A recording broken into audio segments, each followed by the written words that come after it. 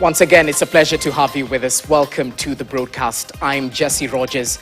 Our sign language interpreter tonight is Meresha Owiti. To our top story, the National Assembly has approved the controversial National Infrastructure Fund bill, moving the legislation one step closer to becoming law. The bill, introduced by Majority Leader Kimani Ichung'wah on behalf of government, was approved Thursday and now awaits the President's assent. Efforts by the opposition to introduce amendments were defeated. The National Infrastructure Fund aims to mobilize almost 5 trillion Kenya shillings over the next 10 years, with the main objective being to finance mega infrastructural projects devoid of debt.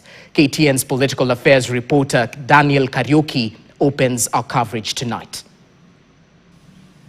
The controversial Infrastructure Fund bill sailed through the third reading Thursday afternoon, with efforts by the opposition to introduce amendments at committee stage being defeated. This, Madam Speaker, is just the correct position.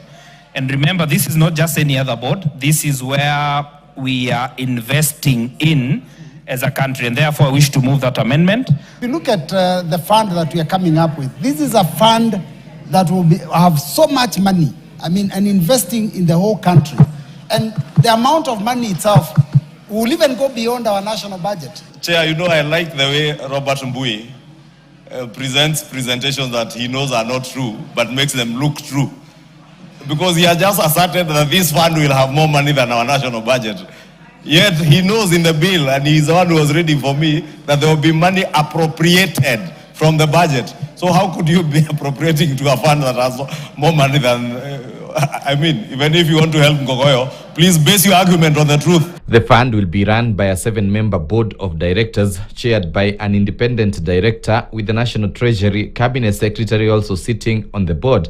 The board will include 4 independent directors and 2 development banking experts, with strict rules barring members from recent government employment or political affiliations to safeguard independence. Parliament must have a say in exactly what goes on there. So I believe that it makes a lot of sense for us to be, I don't know why members will be refusing to take a responsibility of controlling resources. The journey to Singapore has been christened.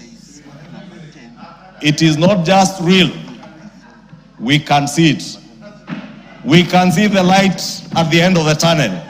Legally structured as a body corporate, the fund can own property, enter contracts and invest in projects, but is barred from borrowing or taking credit against its balance sheet.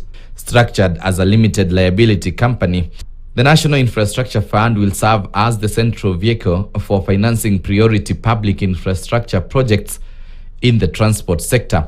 The government plans to dual 2,500 kilometers of highways, tarmac 28,000 kilometers of roads, extend the standard gauge railway SGR to Malaba, expand regional oil pipelines, and modernize airports alongside the ports of Mombasa and Lamu. You have done the right thing. I have heard some other group out there purporting to issue a press conference to speak against this bill. How I wish they had taken their time. The National Infrastructure Fund Bill, National Assembly Bill number 1 of 2026, be now read a third time. Will as many of that opinion say aye? Aye. Will as many of the contrary opinion say nay? The ayes have it. The bill will be forwarded to President William Ruto for assent. Daniel Kariuki, KTN.